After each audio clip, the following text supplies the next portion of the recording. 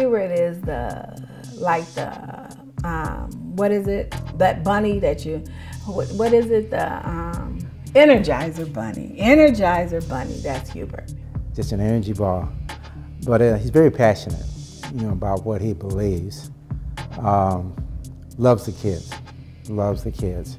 I mentor a wide range of individuals, everyone from young people to older people. Right now I'm working with high school students. He pours a truckload of energy into them, trying to haul them to this thing, to that thing, all with the attempts of inspiring them, to keep that light twinkling, to make it ignite and explode. And for that, I ain't got nothing but good things to say about him. He seems like, he's hell-bent, like there's not enough hours in the day to try to help other people. I love the smell of napalm in the morning. No, I just tease. I mean, he's been hospitalized, I want to say about 5 times that I know of, because, he tries to kind of keep it from us. It's just weird because I don't see him as a sickly person, but he is. Unfortunately, he really is. He is totally devoted to seeing that young people improve and not travel some of the roads that he has gone down, because he knows that they are not the right way. Throughout the week, sometimes it depends on what's going on in the community or nationally, that I may be inspired to wear a particular shirt, protesting or wanting to make a statement to some degree. Wherever we are, everybody knows him or talking to him, or he knows somebody that can help somebody with something if they come up with a problem.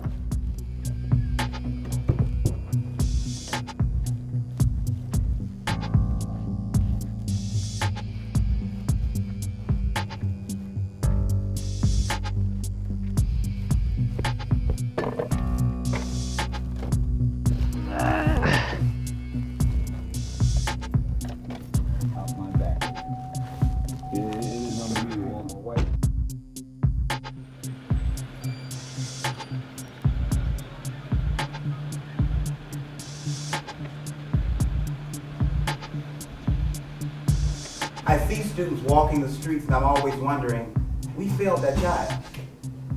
We failed that child. I can't fail you. So every day I'm working to hold these adults accountable for making sure that you are successful.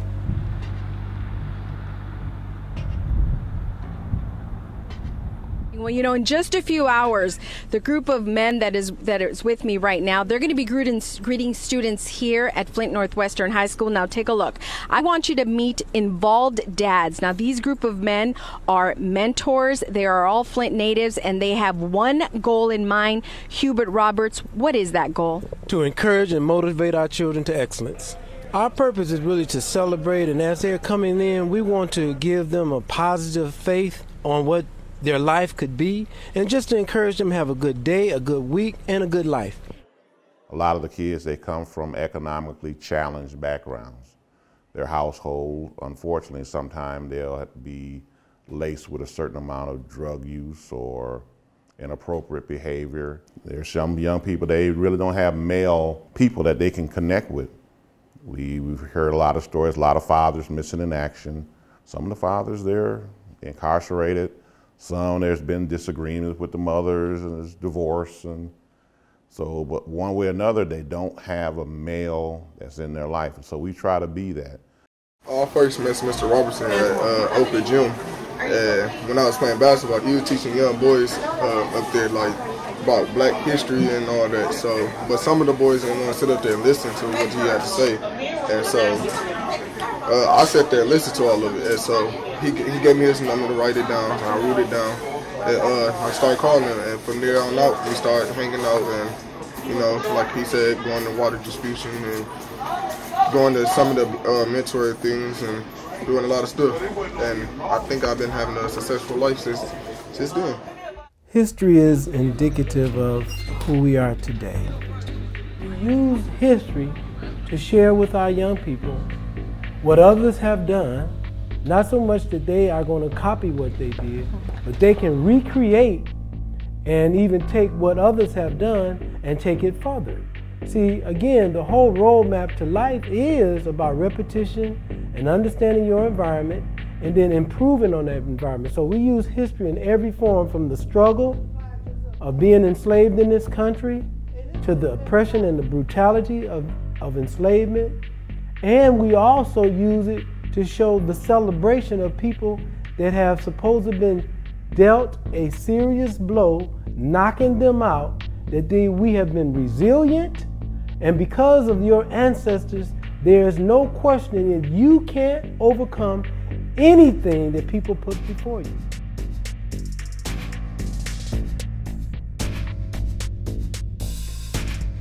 I won't be on the honor roll. I won't be on the honor roll for without his help or support, to do my work and stuff. And so it's just nice. We're trying to get our young people and older people to think outside of the box, because they have been cultured to believe a certain way about themselves.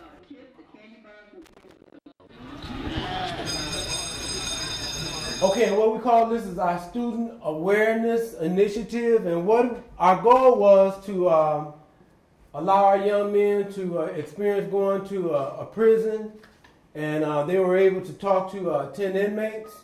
And also we have plans to take them to Michigan State. One of the goals is to ask them which campus would they like to be a part of, either the prison campus or the college campus.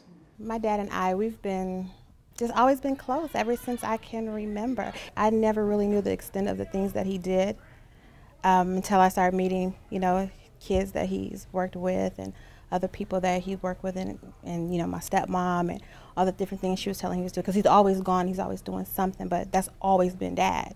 He's always been involved in something. So, when I finally kind of got the gist of what he was doing, I was like, Dad, that is so amazing that you can actually reach out and touch kids, and he tries on every level. I mean, even with, I have other siblings that's not his children, and even with them, he's always been involved in their lives.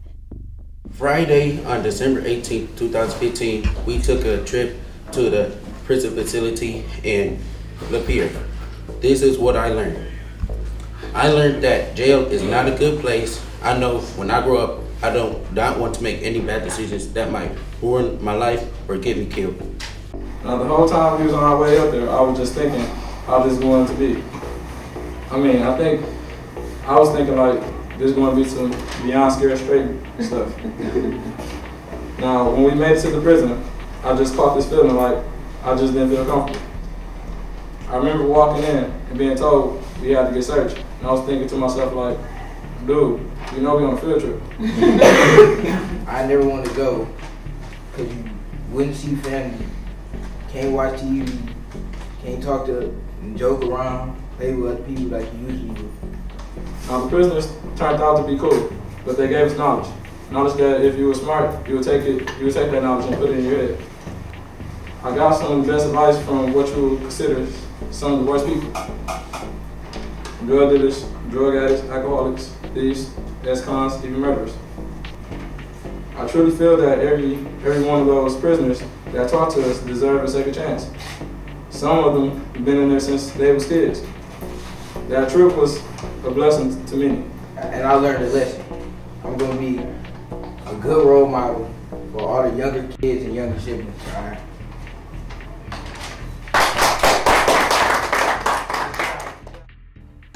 I was about like 8 or 9, I guess.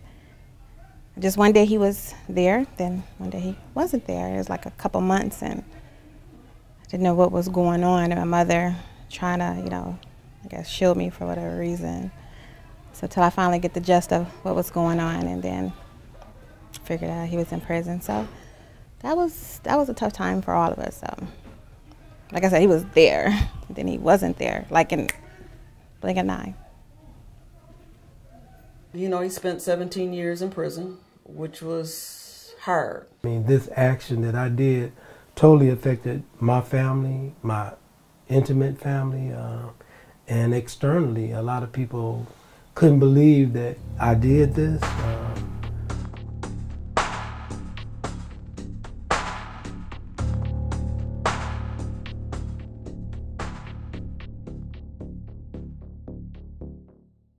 Well, the relationship with my son, he's actually a doctor. I have 3 sons and 2 daughters, and my son, little Hubert, or Hubert III, because I went to prison, which is no excuse, but his mom used to bring him to see me while I was incarcerated. But for some reason, she made a choice to separate he and I from a relationship. Now, the dynamics, once he turned 18, it was on him. I continued to write him while I was incarcerated.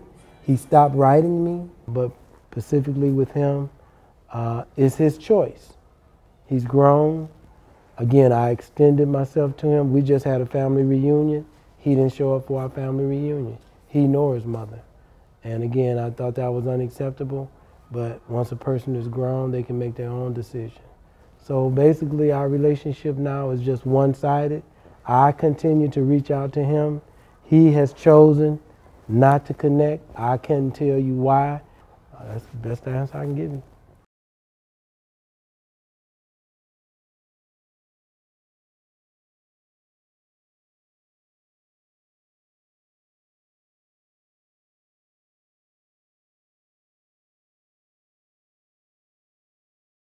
When I was incarcerated, I found out that a lot of the young people that were coming into the prison system was being mistreated, being raped, and a lot of things were going on. So I got with some other guys and was trying to protect some of these young men from being molested. How his spirit didn't get broken in there, I have no idea. I think it's a combination of my total experience as far as where I come from. My experiences of being incarcerated had brought me to this point in my life today as far as standing up and stepping up and being committed to make a difference or impact other children's lives. Because it is interesting. I have, as you can see up in Northwestern when we was at Northwestern, I have children that I've worked with that pretty much relate to me like I'm their parent because I've developed that relationship with them. And I think some of that is because of not having a relationship with my children. I think a lot of it is because of that. Well, my father, he wasn't even in my life since I was born, and so ever since then, my mama tell me that he been gone, and turns out he was in prison because I guess he sexual harassed a girl, a little girl. So I believe that the students, you have to establish a relationship with them, and I think that he has established a relationship with them.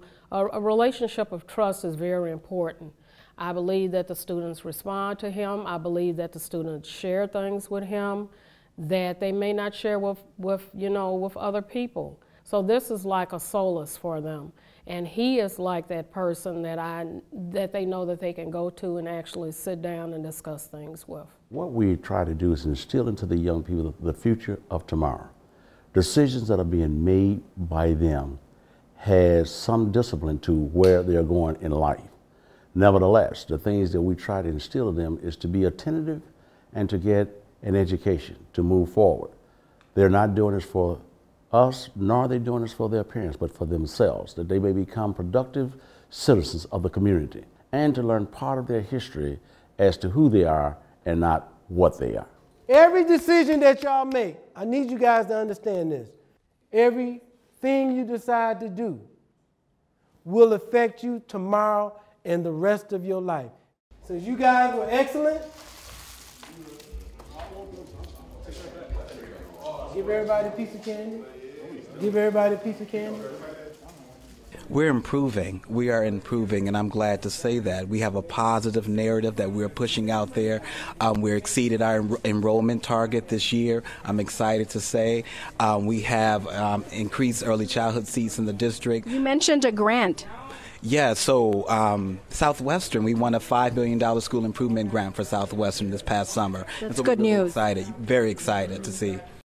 Here you have a man who has been to prison, who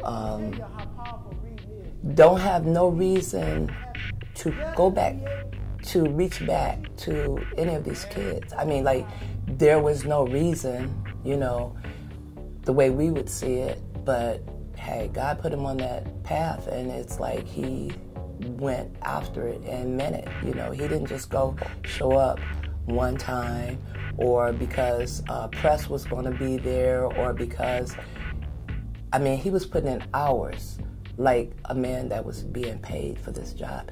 And as far as I know, he's never been paid to do this work. And he's consistent. And with our youth, that's what they need, more consistency.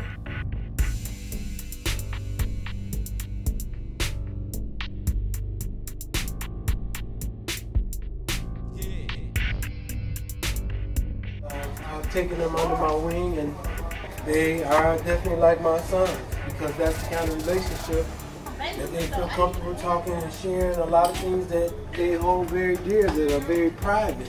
And now they see they can trust me with that knowledge. I think it makes for a better relationship